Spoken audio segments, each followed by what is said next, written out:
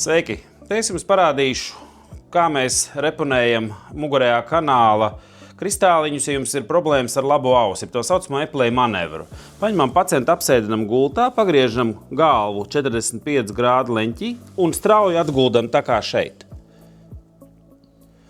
Noturam pacientu, jo viņš tajā brīdī, viņam var palikt nelabi, slikt dušu, viņš var rauties augšā, nevajag tā darīt, vajag noturēt, kamēr izturēt šo mirkli.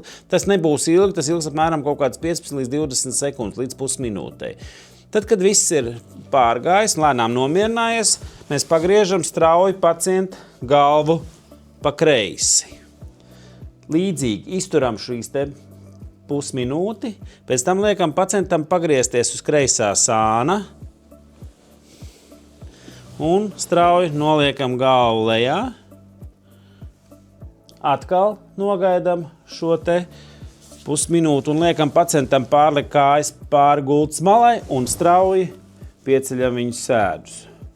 Tas ir tas eplēju manevru saucamais pilnais cikls.